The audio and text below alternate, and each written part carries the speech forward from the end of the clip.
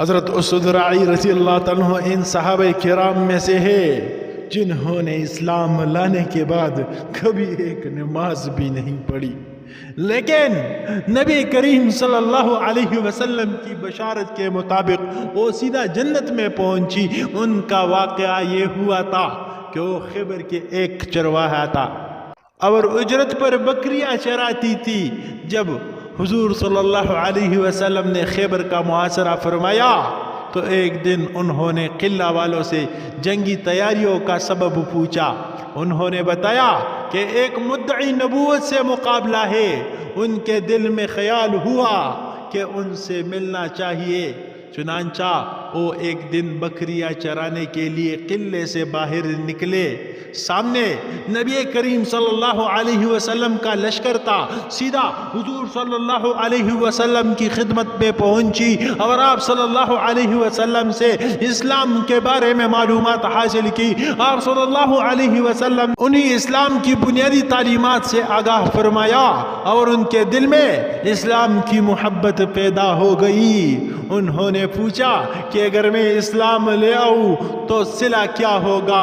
آپ صلی اللہ علیہ وسلم نے فرمایا کہ جنت۔ انہوں نے کہا کہ میں بدصورت ہوں، میں بدشکل ہوں اور میرے جسم سے بدبو آ رہی ہے، کیا پھر بھی اسلام لانے سے میں جنت کا مستحق ہو جاؤں گا؟ آپ صلی اللہ علیہ وسلم نے فرمایا کہ ہاں، اللہ تمہیں حسن عطا فرما دے گا اور تمہارے جسم کی بدبو خوشبو سے بدل ہو جائے گی۔ یہ سن کر اسود اسلام لے آئی اور عرض کیا کہ یہ بکریاں میرے پاس امانت ہے، ان کا کیا کروں؟ آپ صلی اللہ علیہ وسلم نے فرمایا کہ ان کو قلعے کی طرف ہنکارو۔ چنانچہ انہوں نے بکریاں قلعے کی طرف ہنکا دی اور وہ سب قلعے میں چلے گئے۔ اس کے بعد اسود راعی جہاد خیبر میں شریک ہوئی۔ جنگ کے بعد جب شہداء حضور صلی اللہ علیہ وسلم کے سامنے لائے گئے تو ان میں اسود راعی کے لاش بھی تھے۔ حضور صلی اللہ علیہ وسلم نے ان سے تھوڑی دیر کے لیے منہ پھیر لیا۔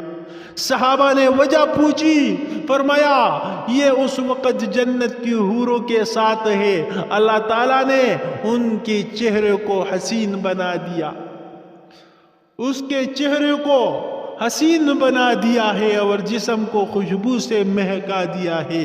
صحابہ کرام نے ان کا ذکر کر کے فرمایا کرتے تھے کہ وہ جنتی ہے جس نے اللہ کے لیے کوئی نماز نہیں پڑھی لیکن سیدھا جنت میں پہنچا ہے۔